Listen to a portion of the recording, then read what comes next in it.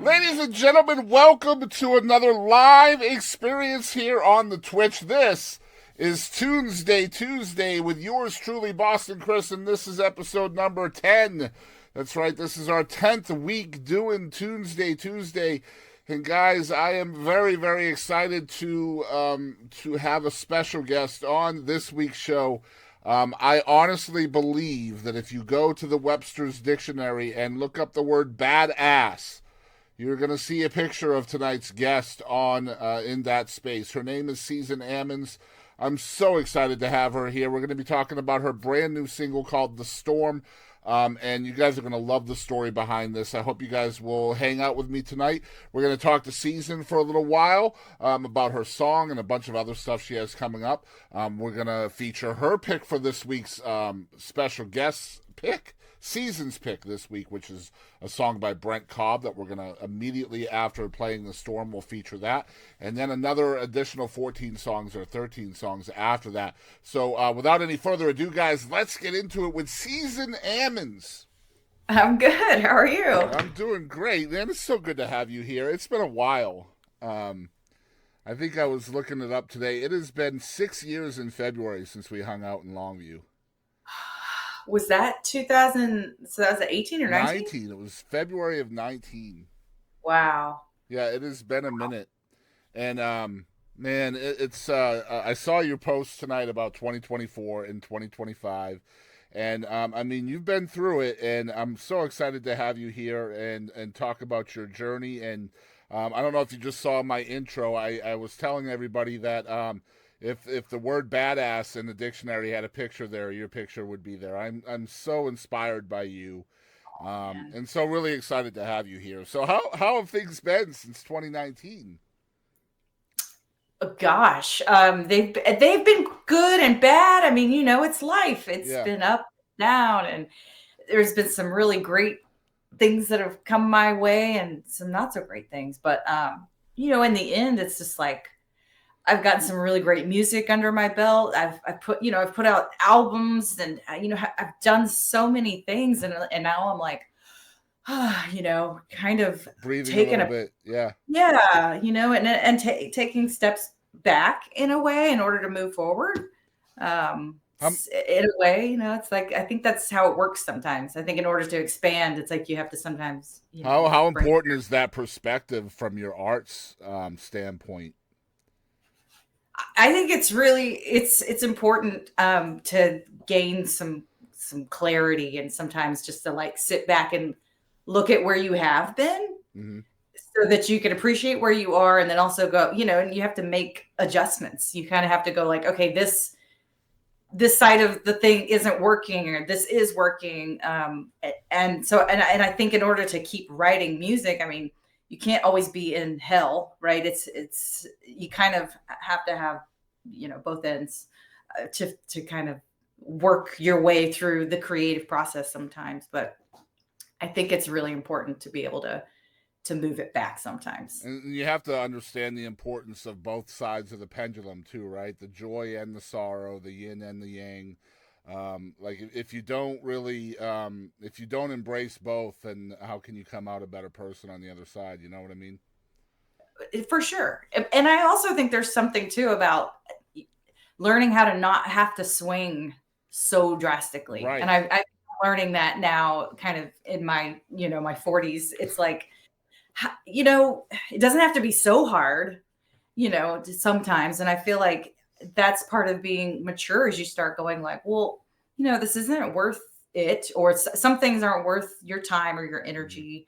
And also like, what does it mean to have like a quality of life that it makes you sane and makes you feel happy and comfortable, and to have that quiet space to do that sometimes. It's kind of ironic. The older we get, the more we experience and the more lessons we learn from that experience, when honestly all we had to do was listen to our parents, right? Yeah, for sure. It's like, Mom, you were right about everything. Exactly right. Obviously we're going to talk about the storm in a little while, and I'm so excited to play that song tonight as well. But I saw the post you put out tonight, and anytime I see new music coming from people, I get excited. So there is possibly a record coming this year from you, huh? That's the plan. That's the plan. I'm hoping to, have something out by the end of this year, which is, it gives me 9 to 10 months. Hopefully, I can get it out by the end of this year. Because it takes that long. People don't realize it can take up to 2 years sometimes to get an album out. There's a lot of things that go into it, but I've just started getting into the studio again, working with JJ Placencio over at Red Hot Studio in Austin, and working on my producer chops.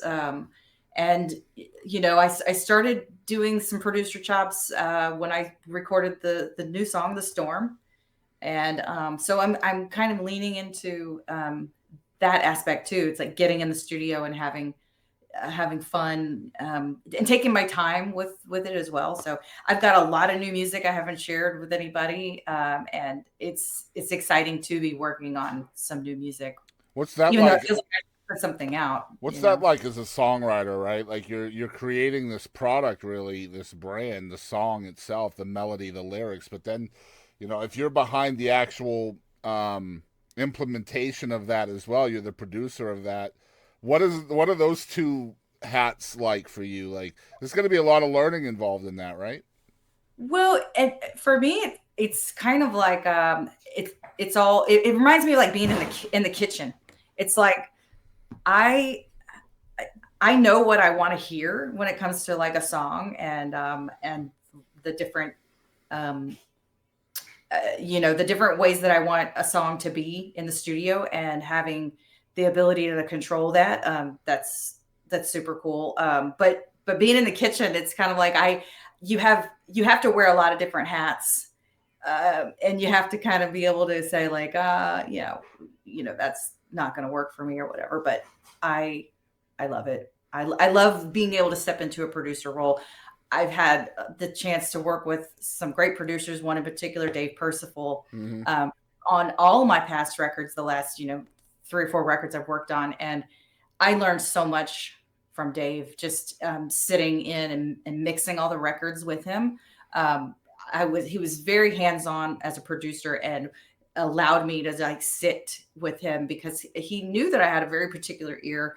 And that's where I learned a lot, was just from Dave and sitting in on my own sessions and watching him. And so it's cool to have some of that takeaway to bring into some new material. Are you able to kind of describe what you're hearing with instruments you're not familiar with within your production as well? Like, if you're not a drummer or you're not a bassist, are you able to hear certain things that you want to be in your project? For sure. Yeah, it's almost like I said, like I bring it back to the kitchen, because a lot of times, like if I taste something, I can reproduce it. I might not have a recipe in front of me, but I'll know, oh, there's a little of this, a little bit of that, and I can duplicate it. It's sort of like reverse engineering it. Sometimes I might not have the actual like lingo Right. to know what I'm talking about, but a lot of times I can reference other songs. I can be like, I need the guitar tone out of, this track over here. And I need, the drum fill, like I need it to sound like this over here. And so at least, I have a wide, array of like music that I love and that I'm influenced by. So that kind of allows me to pick, like, I'm kind of a freak when it comes to like listening to tracks and like what's going on in them. And it fascinates me. So that's, that's really what I'm excited about too. Is just like being Yeah, able to do if that. you have a passion for intrigue, that definitely helps in the creative process, I would imagine. I know it does for me as an interviewer. Like if I'm curious about something and passionate about it, then yeah, it definitely helps the recipe, so to speak. You're also pretty well known in the state of Texas for playing not just full bands, but also solo shows. A lot of folks will do one or the other. So what do you take from each one of those experiences? Kind of the full band vibe versus the singer songwriter solo acoustic vibe. Well, I definitely love playing full band. because it allows me to really rock out. And I have a lot of soul and a lot of funk in a lot of my music. And so having a band, it just really kind of brings that together.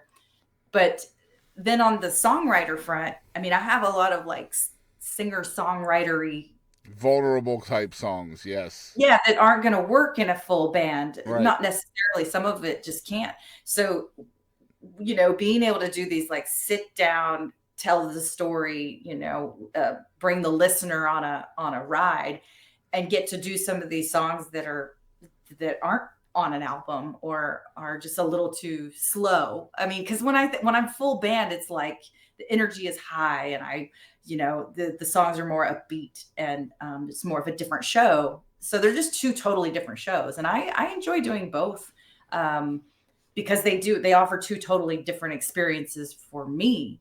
And you know, and I've heard from my audiences, it's like there's people that prefer one or the other, Yeah. or they like both, but it is interesting to hear what people like and what they want to hear. And some people like, oh, I love full band, and then some people are like, no, I just want to hear your voice and your guitar. But so it's nice to be able to do both.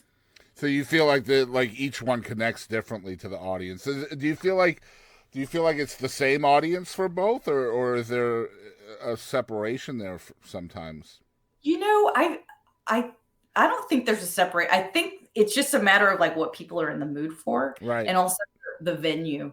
Mm-hmm. The venue makes a difference too, or the vibe. You know, if it's a festival vibe, you know, it's like I got to come out, you know, with full band. But I think my audience, it's like if I'm happy, they're happy. Almost, it's that's what I have really come to realize, is that people just want to see me really enjoying myself, and that they enjoy whatever that might be. And I think because there is so much diversity in what I'm doing, it gives people the option, you know, they're not getting bored at one or the other. You know what I mean? Yeah. There's kind of some variety there. It's funny you say that because I remember when I interviewed you in 2019, and you were on the country charts at the time, and I was like, man, like, geez, you it was really hard for me to envision your place on the charts just based on how much different vibes are within your sound. Now, at the time, sure, you had a country song or two that were doing well, but like the song we just played tonight, to start the show off, was a very bluesy type of song from you, and then you have other ones that are more funky. And so when I saw you, and I was like, oh my gosh, she's on the country charts, and she's this like diverse. What strategy is there for you for that? Is that just your influences shining through, or how does that work for you? Yeah, for sure. I think it's like I never understood why music had to be In a separate. box. Yeah. Yeah, Yeah, yeah. and I couldn't understand why one artist couldn't do multiple things. Of course, nowadays people can. Yeah. You can't do that. But There's still blowback though out there, you know what I mean? There still is. yeah, well, and at least as an independent, and being from Texas, it's like don't tread on me. Like we kind of Mhm. have this attitude, it's like we can, you know, don't fence me in. It's like you can kind of do that, and because Texas has got a rich history that's bluesy and Americana and country, and so I'm just like I'm writing all of these songs, so it's like why not put a collection together to make a country album? And that's Yeah. what I did, you know. I actually have some more country music coming. I mean, Uh, that's not a bad thing. Please don't take that as a bad thing for me. oh no, no, Yeah, no, I not love at it, and you're right. That is exactly what makes Texas great, and the scene here in Texas is so great. Is that like even the genre of country has so much of a hodgepodge in there, from southern rock to grunge to, you know, that's what essentially makes red dirt, right? Like it's just country kind of sprinkled with all this other stuff in there. I might get some hate for that, but it's whatever. You got pop, you got Americana vibes, funk. I mean, there's some hip hop vibes in our country here in Texas if you really look deep enough. yeah, That's what makes the genre great, man. And you're right. People just need to get over their black and white and listen to some gray, because that's what makes art amazing. You know. Well, yeah, and it's like I love all of that music. And that's why I write it. I mean, I am influenced by all these things, and it's like, you know, why not put out all these different albums? And it's like I don't even know what this next album that I'm writing right now, what it's going to be. There's some groove and there's some funk, but I do already I have some country songs, and I have recorded a couple of songs that I'm hoping to get out to. They're very specific production wise, to Texas country radio.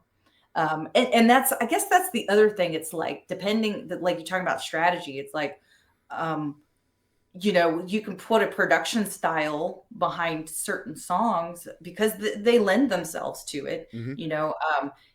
and then it kind of can go in this direction of, like, country. So it's sort of like, why not just touch on all of these things? In some sense, it makes it harder for me Hmm. because it's hard to market something that you don't really know Yeah. what it is. And And the infrastructure is here for country as well. Like, you've done really well on the charts in Texas. So, I mean, the infrastructure is here for country music. There's not really a Texas chart for funk or blues or whatever, right? Like, I wish there was more for that because, unfortunately, genres in this state that are not country related have to leave the state to get notoriety or whatever that success looks like, right? But the infrastructure is here for country, so that just means, I don't want to say that's the easier route, but it's definitely the more strategic way to go, I think, really, right? yeah, and especially if you can say, like, you are just straight up Texas country Hmm. music, Right. and that's it.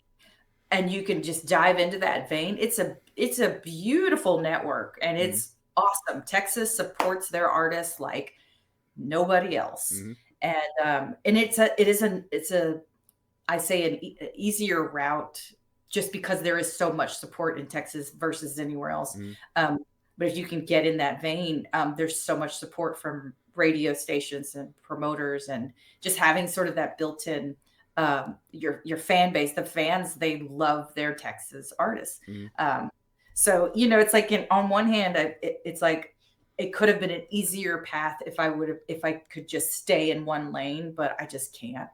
Yeah. So And um, that's what's great about you, and that's why you have a fantastic community behind you. Just incredibly activated community as well, I've noticed, and that's going to be very humbling for you as an artist, I imagine, as well. yeah, Um, yeah, for sure. Yeah, and so that brings me to the storm, man. I'm so excited about this. I heard the song for the first time. I want to say probably November. I think was the first time I heard it, and I've been following you a long time. I know a lot of your story, and I'm just so excited for you to have this song now. Just because I know how much advocacy is going to mean to you and already does mean to you, for this subject. But I'm not going to tell your story. Tell us the song. Where did it come from? Why does it mean so much? And you've got other people recording the song now, too. So it's resonating with other artists. I love this so much. Talk about the storm. Well, yeah, I mean, the storm. I wrote it actually in 2020, and it's taken me this long to record it and get it out. That's just how long it takes. But I was yeah, I think we were all struggling a lot in 2020. Of For course. obvious Yeah. reasons. So yeah, so you had that going on, and then also, I was just in this really bad, toxic, abusive relationship that I didn't tell anyone about. I didn't really share it. I was like really ashamed of it, and like, here I was, thinking, I'm like, I'm in my 40s, and I'm like failing at life, and like, it felt like music was gone. It felt like, I mean, everything was just falling apart in my world, personally and professionally. It felt, and it just, I don't know, it hit me when I had moved back home. And here I am, a middle-aged woman, like moving back home with my mom, and I'm like, what am I doing? And I was just like, uh, you know, I just remembered having like this experience of like, my hands are up. I don't know what to do. And it was like, I got this sort of voice, during a prayer and a meditation. It was like, this too shall pass. And I was just like, really? I was like, that's all you got for me, God? I was like, this too shall pass. I was like, that's so cliche. And so I was sitting there with it and sitting there with it. And it was like, yeah, it's just like, it's just, you're in the middle of a shit storm, and it's okay. Like, it's going to pass. It'll pass. But also it was like, okay, accept where you are, accept this is your reality. And, and be like, okay with that. But then also, taking accountability, also just like stepping back and going like, okay, yes, I'm in this situation, but it doesn't have to define me. I can rebuild, there's, here I am. So I wrote the song once I sort of had this big sort of realization, the aha moment of like, this is going to pass. Like, I'm going to get through this. I've been through a lot in my life. I mean, we all do. And I was like, I'm a survivor. I can figure this out. But the song came to me, and I wrote it, within like 30 minutes, the song was done. And I just sat back and was like, wow, and just cried. And I was like, thank you, God, for that was the answer, instead of this too shall pass. It was like, here it really was. And it had manifested on this page in half an hour.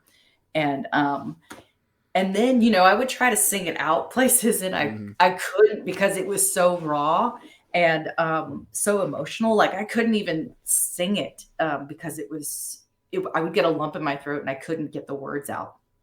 And also I wasn't quite ready to share the story yet. And, but yeah, so I finally was able to, I started getting it out there, sharing it with people, and it shows. And I was just getting so much feedback, so much response of like, people just going like, wow, that song relates to me. And it would be in like ways that I never would have different imagined. ways, that don't resonate with you at all, but did for someone else.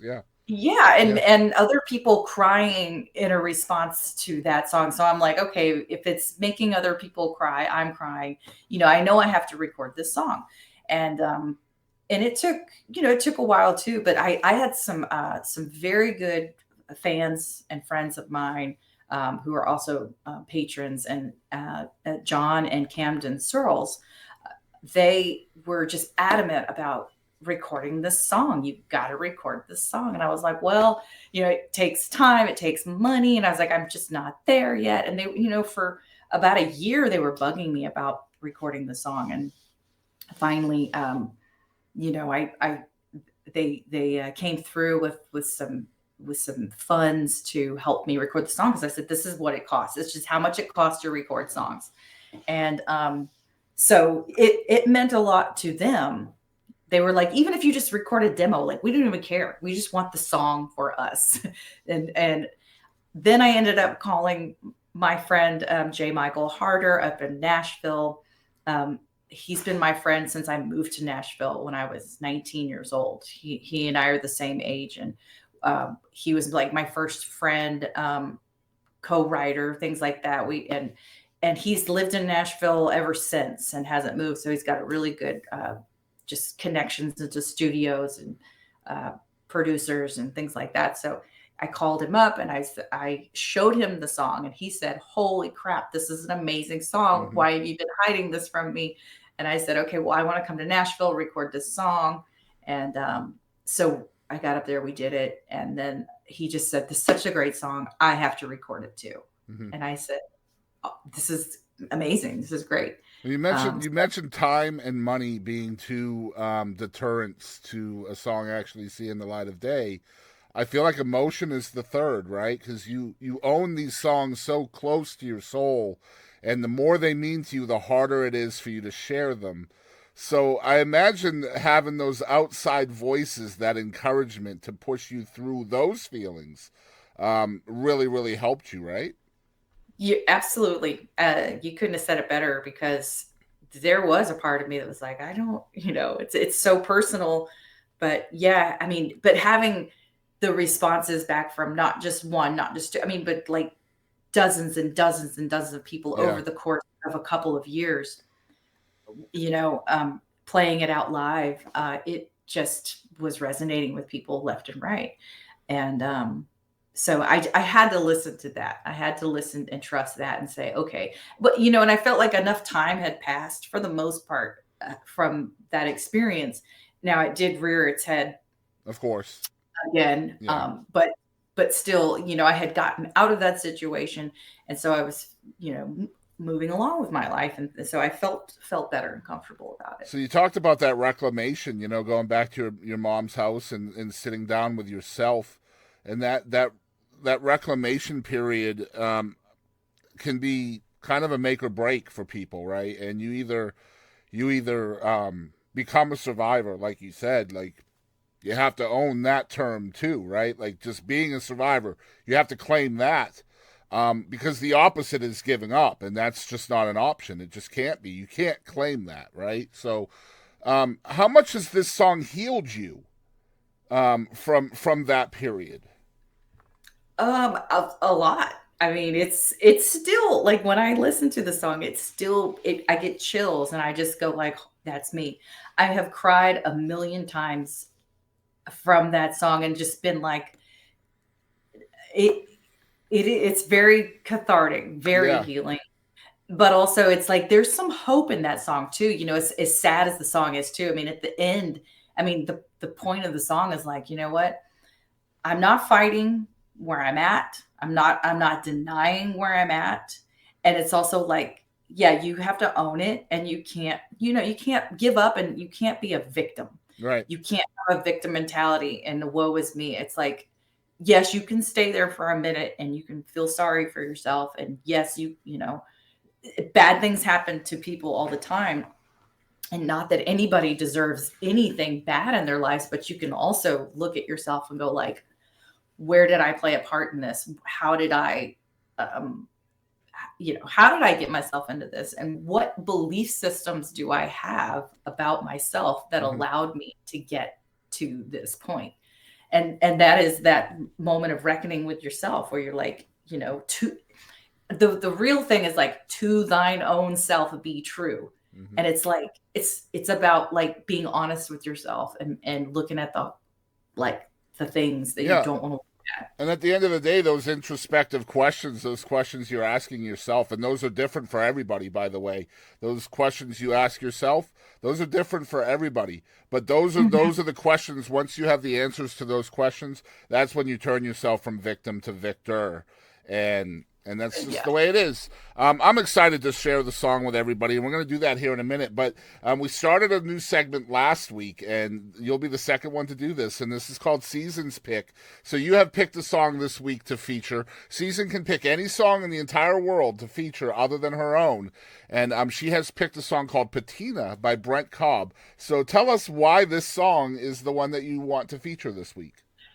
Well, that whole album, Southern Star album by Brent Cobb, it's a great album. It's so good.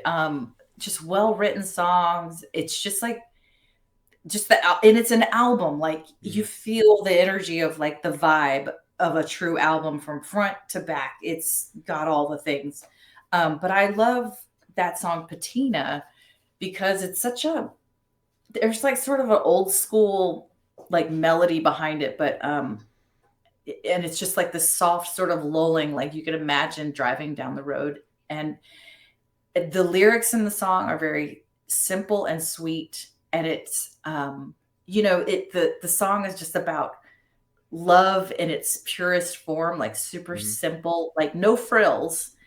This like love, it's got patina on it, like what more could you possibly want? You don't need all the fancy like things to make it real love. And Well, that's why I love the song. I appreciate you picking a song. If people are just hearing about you for the first time, where can they follow the dream and support you the most? Go to seasonammons.com. That's SEASONAMMONS.com. And on my website, there's links to Patreon, which I just launched my Patreon page. So um, there's that's the best way, is to follow me on Patreon, and then of course, all the other things: Facebook, Instagram, TikTok, all of it, and YouTube. And Spotify. I have your @ on the screen. It's @ the season Ammons, so you guys can follow everywhere. If it changes from one platform to another, just go to her website, like she said, and there should be linkage there to all of her other social media. Last thing I want to say to you: the wife wanted me to give you a virtual hug and say hello. She's a big fan of yours as well. Oh, So she wanted me to say hi. But yeah. excited to have you here, Season. Thank you so much. And anytime you have new stuff, we'd love to have you back. Thank you. And you know what? I hope to see you in person. Absolutely. It's been too long. Well, we're closer to Dallas now than we used to be. So if you're in the DFW ever, just let us know. Okay. Well, good to know. And thank you for having me. Of I course. appreciate you. You're the first person I've talked to about the storm, and I really appreciate you giving me the opportunity to come on here and share my story. And the opportunity is always here for you. So just let me know whenever you want to come back, and you have an open invite. Thank you. All right. You have a great rest of your night, Season. We'll talk soon. All right, guys. We are going to feature the storm in 1 second. But if you are watching on YouTube and you're only seeing this interview with Season Ammons, and you're wanting to hear the song, you will find a link in your description to the full replay of this entire episode of Tunesday Tuesday, number 10 with Season Ammons.